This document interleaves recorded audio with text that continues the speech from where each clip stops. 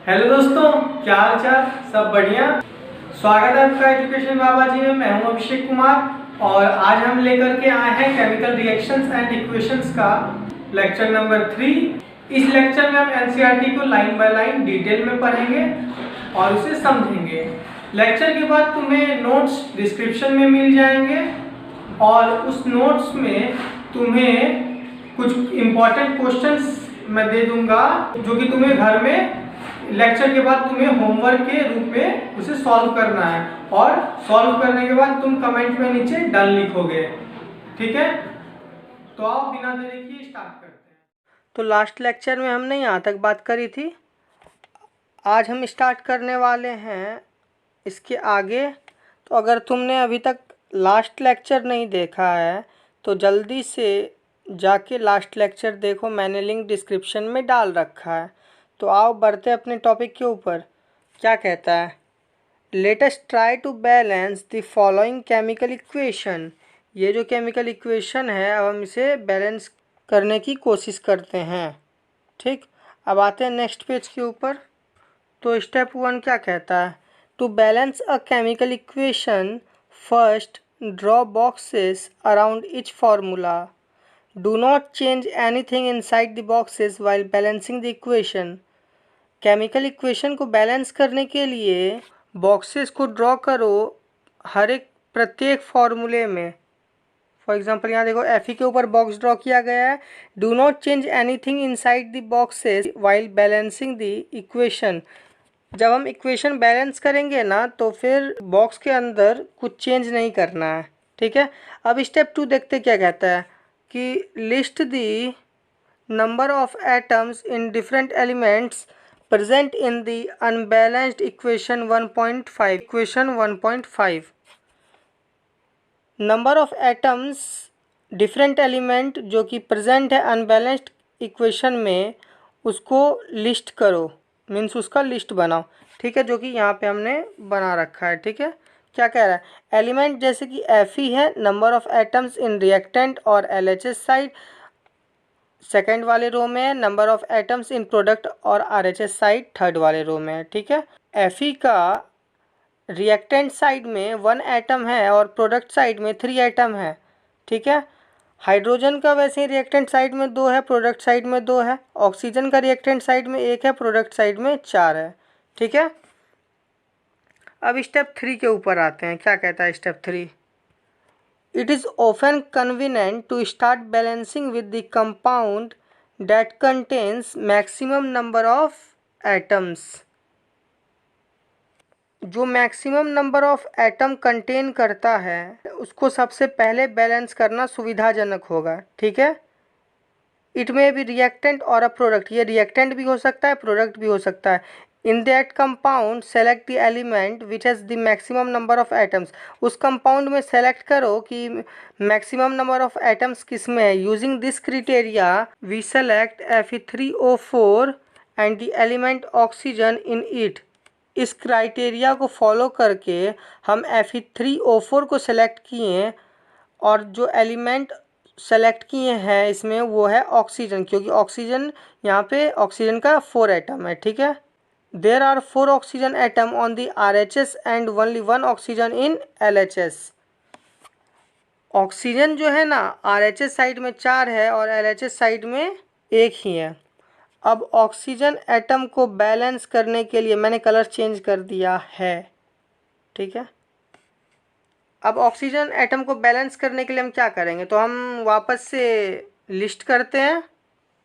Oxygen का atom balance करने के पहले इनिशियली क्या था और उसके बाद जब हम बैलेंस करेंगे तो क्या होगा, रिएक्टेंट साइड और प्रोडक्ट साइड में। ठीक है, इनिशियली जो है ऑक्सीजन का 1 एटम है रिएक्टेंट साइड में H2O में। ठीक है, और जैसा कि तुम यहाँ देख सकते हो, हम यहीं पे बात कर रहे हैं। जैसा कि तुम देख सकते हो हमने लिस्ट किया आइटम्स ऑफ ऑक्सीजन इनिशियली क्या था और किन्हें बैलेंस करना है, रिएक्टेंट साइड प्रोडक्ट साइड में। ठीक है, रिएक्टेंट साइड में H2O में ऑक्सीजन 1 है और प्रोडक्ट साइड में Fe3O4 में ऑक्सीजन 4 है। तो बैलेंस करने के लिए एक साइड 4 है एक साइड 1 है, ये तो भाई नाइंसाफ़ी है। ये H2O वाले ऑक्सीजन के साथ नाइंसाफ़ी है, बहुत बड़ी नाइंसाफ़ी है भाई। प्रोडक्ट साइड में ऑक्सीजन 4 है और रिएक्टेंट साइड में 1 ही है, तो अब H2O वाले ऑक्सीजन को तो इंसाफ दिलाना होगा। अब H2O वाले ऑक्सीजन को इंसाफ हम कैसे दिलाएंगे? हम क्या करेंगे कि H2O वाले ऑक्सीजन जो है ना, उसमें हम 4 से मल्टीप्लाई कर देंगे, तो इसमें 4 ऑक्सीजन आइटम आ जाएगा।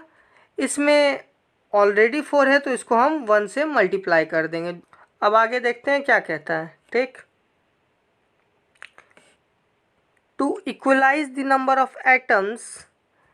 ऑफ एटम्स को इक्वल करते समय it must be remembered that we cannot alter the formula of compounds or elements involved in the reaction. Atoms को इक्वलाइज करने में हमें ये ध्यान देना होगा कि हमें किसी भी कंपाउंड या एलिमेंट का फॉर्मूला अल्टर नहीं करना है, मीन्स फॉर्मूला में कुछ छेड़छाड़ नहीं करना है उस रिएक्शन का। For example, to balance the oxygen atom we cannot put coefficient of 4 as 4H2O and not H2O4 और H2O whole 4। ऑक्सीजन एटम को बैलेंस करने के लिए हम कोफिशिएंट 4 लेंगे 4H2O इस तरह से। ठीक है, किस तरह से? 4H2O, ना कि H2O4, ना कि H2O whole 4। इस लाइन को मैं मार्क कर देता हूँ।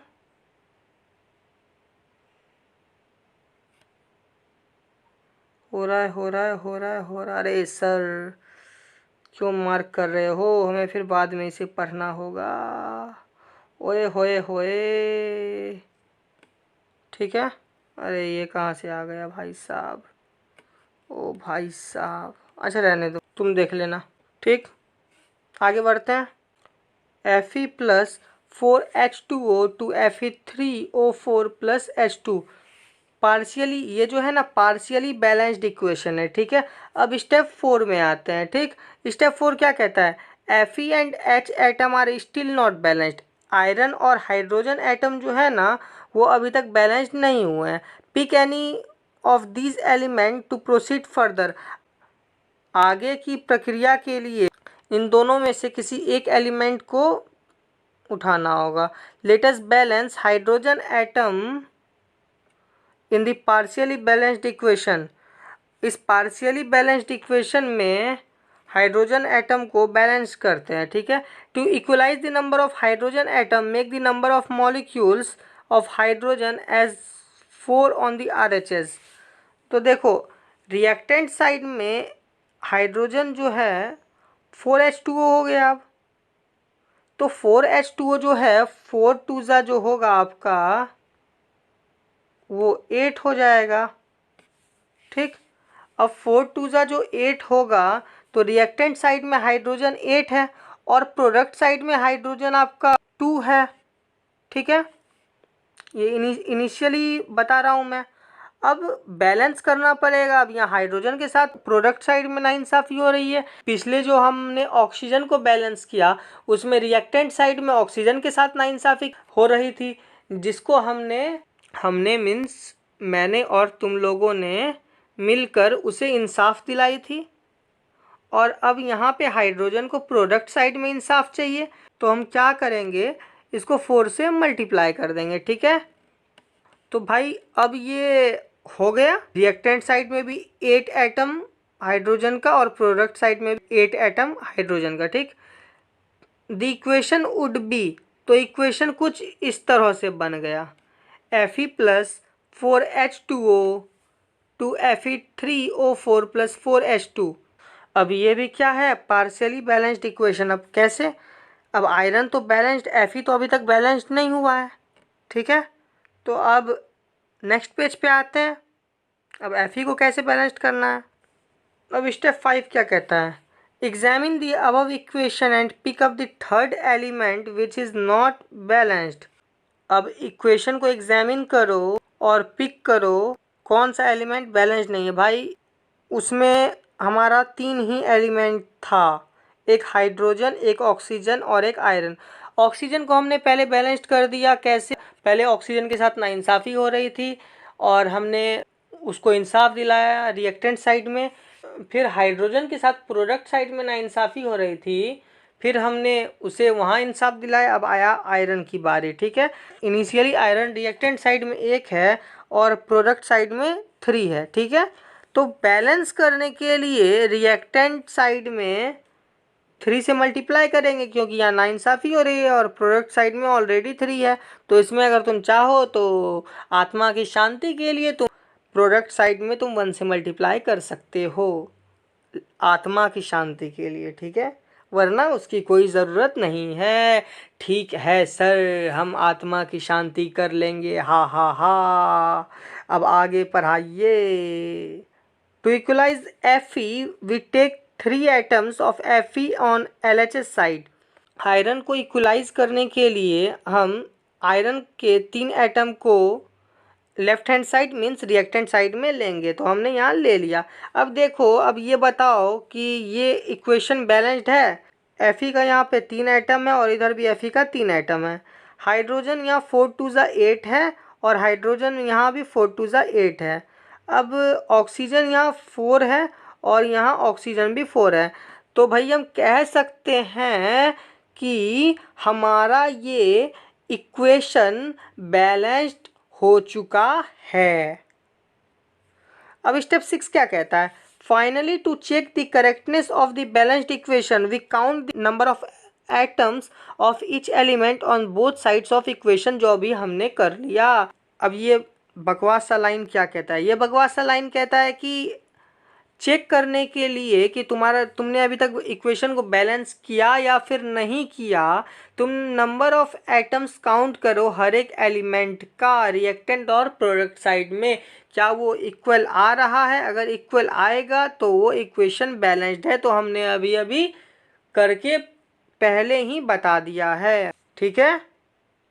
तो ये तुम्हारा फाइनली बैलेंस्ड केमिकल इक्वेशन आ गया। ऐसे वो ये भी है, the number of atoms of each element on both sides of equation 1.9 are equal. This equation is now balanced. Number of atoms प्रत्येक एलिमेंट का इक्वेशन 1.9 में इक्वल है, तो ये इक्वेशन बैलेंस्ड केमिकल इक्वेशन है। This method of balancing chemical equations is called hit and trial method. ये जो है ना, this method of balancing chemical equation is called hit and trial method as we make trials to balance the equation by using the smallest whole number coefficient, ठीक है। वही बकवास सा लिखा हुआ है। अब आते हैं कि स्टेप 7 क्या कह रहा है, ठीक है। देखो यार, ये जो मैं अंडरलाइन कर रहा हूँ, जो मैं मार्क कर रहा हूँ, ये सारे पेजेस का PDF तुम्हें डिस्क्रिप्शन में मिल जाएगा। उस PDF में तुम्हें, उस PDF के लास्ट पेज में तुम्हें कुछ क्वेश्चंस मिलेंगे जो कि इम्पोर्टेंट क्वेश्चंस होंगे। तुम्हें वो सारा क्वेश्चंस सॉल्व करना है। वो क्वेश्चंस एग्ज़ाम में रिसेंटली आ चुके हैं या उनके आने की प्रोबेबिलिटी बहुत ज़्यादा है। हर एक टॉपिक से जितना क्वेश्चन निकलेगा वो सारा मैं तुम्हें PDF के तौर पे दे दूंगा। तुम्हें लेक्चर के बाद उन क्वेश्चंस को सॉल्व करना है और सॉल्व होने के बाद तुम्हें डन लिखना है कमेंट में। तो आओ आगे बढ़ते हैं स्टेप 7 की ओर। क्या कह रहा है? Writing symbols of physical state, carefully examine the above balanced equation 1.9। इस इक्वेशन को केयरफुली एग्जामिन करो, ठीक है। Does this equation tell us anything about the physical state of each reactant and product? क्या यह इक्वेशन कुछ बताता है रिएक्टेंट और प्रोडक्ट के फिजिकल स्टेट के बारे में? No information has been given in this equation about their physical state. कोई इन्फॉर्मेशन नहीं दिया हुआ है इस इक्वेशन के फिजिकल स्टेट के बारे में। To make a chemical equation more informative, chemical equation को ज़्यादा इन्फॉर्मेटिव बनाने के लिए the physical state of the reactant and product are mentioned along with their chemical formulae. Physical state reactant और प्रोडक्ट का मेंशन करना होगा उसके केमिकल फॉर्मूले के साथ। ये लाइन देखो, the gaseous, liquid, aqueous and solid states of reactants and products are represented by the notation G, L, AQ and S respectively. Gases को हम G से डिनोट करेंगे, लिक्विड को L से, एक्वस को AQ से और सॉलिड को S से।